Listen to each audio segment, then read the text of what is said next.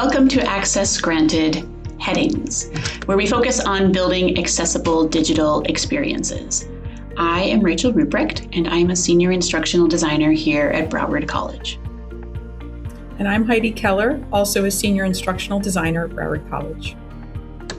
So, like I mentioned, today we're going to talk about headings, and we'll start by focusing on what the challenge is here.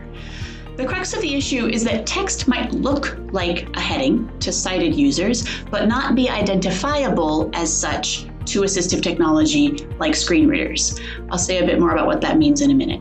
The standards here that we're interested in addressing from WCAG, the Web Content Accessibility Guidelines, are 1.3.1, which require that headings use HTML tags, and 2.4.6, which say that headings must clearly describe a section's topic or purpose. So that means we're not just using headings that say things like section 1, but rather have a description of what it is that's going on in section 1.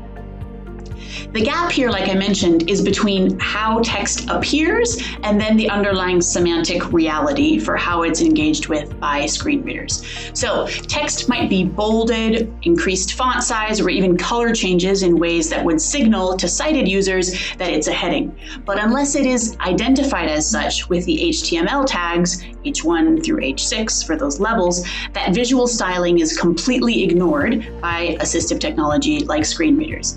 The impact of that can be a lot of inefficiency and frustration. Imagine, for those of you who are sighted users, what it would be like to read a 20-page document that doesn't have any chapter titles, any section headings, any gaps that allow you to do the visual skimming that make your interaction with that content much more efficient. Without the HTML tags to identify headings, that's what it's like for assistive technology users. So here are some best practices to keep in mind regarding headings. First, create a logical outline. So content is organized hierarchically, reflecting the natural structure of your information, always starting with H1. Heading level 1 comes first, and then work your way down from that based on the number of levels that you have in your hierarchy. It's important that you nest in sequential order. Don't skip levels, even if it looks visually different than what you would prefer. It's important that you follow those levels. And like I mentioned earlier, that those headings be descriptive, so that rather than saying something generic, it's more like Introduction to Accessible Design, talking about what's going on in that section. Accessibility is not optional. Accessible headings are a compliance requirement. They're a cornerstone of accessible design, and they're really key to helping assistive technology users navigate content. So while thinking about the content that you're making, ask yourself, do I have a heading structure here that makes sense as an outline? Does it have the underlying HTML semantic markup? And if it does, then you're good to go.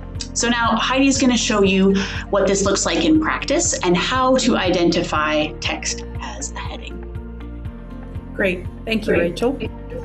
So this is an HTML page in a D2L course. And what I did when I created this, I just bolded the section headings. So for a non-sighted user, they're not going to notice the bold. It just looks like a bunch of text all in one document. So what I'm going to do is then go ahead and click on Accessibility Checker, and it's going to give a warning. So it detected that the bolded text is standalone, and it looks like we intended it to be a heading.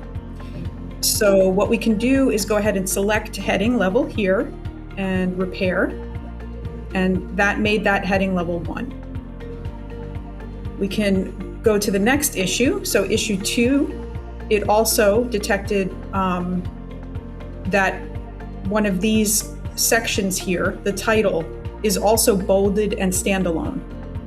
This should also be a heading. We already used heading 1, so remember there's a hierarchical structure. We need to use, in this place, then heading 2, because it's underneath the heading 1 here. So each of these section headings should be heading 2. We click repair. We would go through the document until we have no issues. And we want to make sure we save the document. So we would just go ahead and click save. And that is how you add heading structure to an HTML page in D2L. Thanks, Heidi. So that's one great example of what it looks like to put this into practice. The accessibility checker that Heidi was showing exists in pretty much any other place in which you would be interacting with this too. So just use that as a guide while you're working in whatever document you are.